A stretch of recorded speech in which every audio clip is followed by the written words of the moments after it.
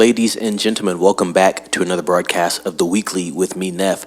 Please subscribe to the channel and share videos with a couple of friends. We're trying to reach 500 subscriptions, and every subscription helps us out with our goals.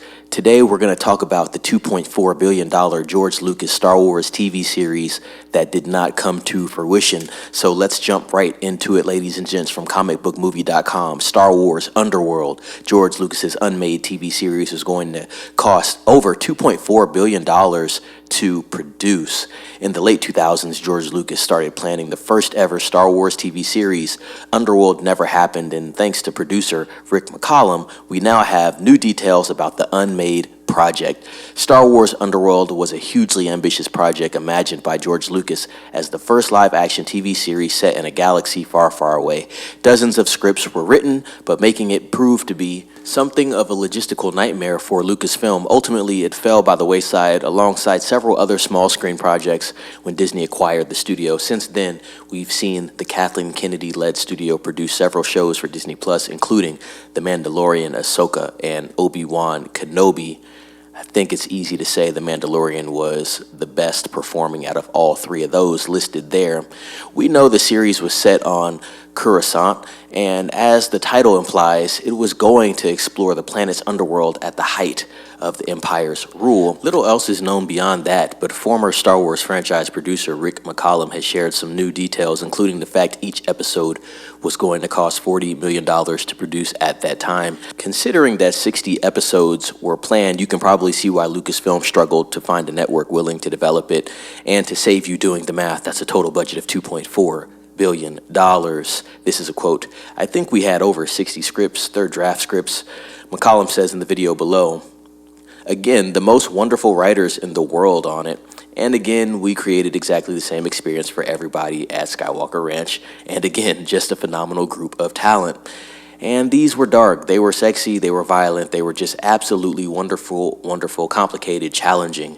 I mean, it would have blown up the whole Star Wars universe, and Disney definitely would have never offered George to buy it.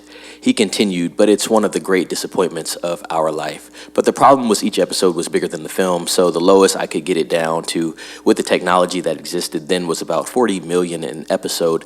The plan had been for John Williams to score each episode, and it does feel like we missed out on something really interesting here. Of course, with Lucas's vision for the Star Wars prequels proving so divisive, who knows what this series would have been when all was said and done. In 2020, writer and producer Ronald D. Moore revealed, "I think it was pretty much one big storyline. It was one long tale with episodic things that would happen. You know, there would be certain events that would happen in this episode or this episode, so it was sort of an episodic quality to some of it, but it was telling a larger narrative in terms of the story of those particular characters in that setting." However, he also confirmed we really had no budget constraints. We just went, let's take him for his word just to make it crazy and big, and there was lots of action, lots of sets and huge set pieces.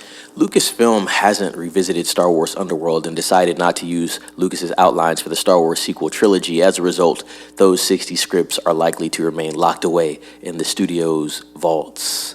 I thought this was a cool article, ladies and gents. I've heard about this before through the grapevine there, got some information on this project, but interesting to see the amount of money tied to it. I definitely think it would have been a project that George Lucas was going to have to put some of his money up as well just to get another company to help fund the rest. They probably would have needed to see some type of collateral, but they definitely had some meat and potatoes there. This kind of hits the same vein as what I talked about with the Vader film and Osgood Perkins. It seemed like a really great idea, but that was going to be centered towards the adult audience, and it was going to separate itself from the traditional way Star Wars has been seen throughout the eyes of the audience, which is, like I said, it's family friendly, it's kind of safe. There are some dark elements, but they don't take it there the way they probably could, and I think this Underworld series would have done that, and I think it actually would have been a hit, to be quite honest.